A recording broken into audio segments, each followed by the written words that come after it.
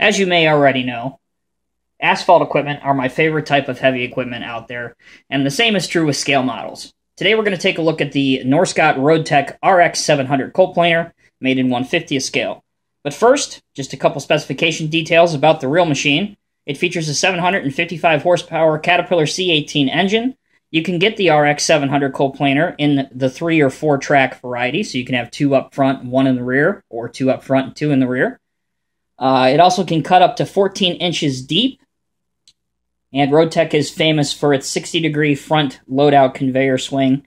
Last but not least, you can also get this with the optional variable cutting system, or VCS for short, for cutting widths of 24, 36, and 48 inches, respectively. So this model first appeared about 5 or 6 years ago. This is the newer, updated version. Really, the only difference is the track frames themselves on here, and once I get this out of the box, you will be able to see it better, are painted black along with the tracks. The first version, they were white, while the tracks were black. So, here's the box. Side of the box just shows the item number. And on the back, it just explains a couple functions of the machine. And as always, at this point in the video, if you look down at the bottom of your screen in the video description, you will see a direct link to where you can purchase this particular model if you are interested in doing just that. The one thing I will say, though, when you get this model, it's very, very tight in the box. So you do have to have a fair amount of patience and strength to get this thing out of the box, hopefully without breaking anything. But one huge surprise, being that this is in fact a Norscot model, there are no twist ties whatsoever. So do not have to spend your entire day off battling it out with twist ties. So, taking a look at this machine up close, you can see that the paintwork is great. We'll zoom in here and take a look at the Roadtec logo first. It says Roadtec, an Aztec Industries company. You've got your plastic handrails and stairs.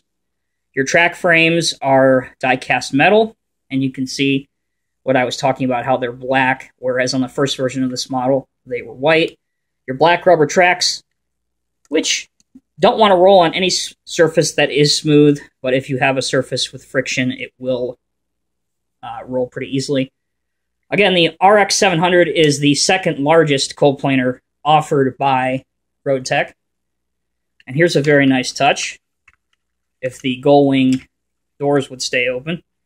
Not sure if you can see that, but on top of the engine, that black lettering actually has the CAT name embossed on the engine. So that's very cool. There's an orange beacon light up top, a black exhaust, and towards the front, you've got your long conveyor chute. This one, unlike some milling machines, is completely covered up on top, but underneath, you can see some perforation here, and the belt underneath, which doesn't roll. While we're under this machine, you can see the molded cutting drum with its carbon carbide teeth. You can adjust the scraper pans on each side of the drum depending on how much you want the drum to go. And likewise, as you can see here, if you pull down very carefully on this plastic part, you can get it almost to sit flush on a flat surface. But unfortunately, the rams aren't long enough where it'll sit flat.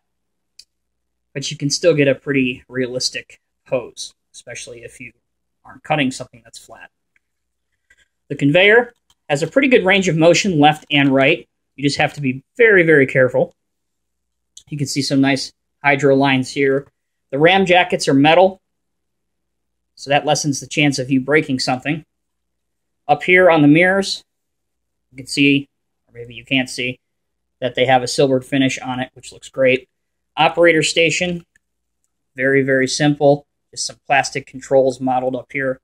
But if you do have a figure or two, you can pose them up on top since this is an open canopy machine. As far as steering goes, the machine is not height adjustable, unfortunately, but you can set it to a pretty realistic angle either way. And it is very difficult to see because of the lighting, but you can have the tracks either in a crab formation going forward or really just any direction you desire.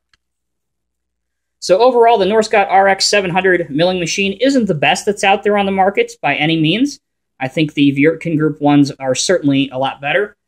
However, if you are into a model that's very, very rare and hard to find in the collector market, then I would highly recommend getting it. Also, if you are a fan of this type of equipment as I am, this was a no-brainer for me. I wanted to get as much milling machines as I possibly could. So this looks great next to my Cat 1s, my Viertken Group 1s, and also my Bowmag milling machine. So as always, guys, thank you for tuning in. I hope you enjoyed this video, and we'll see you in the next one.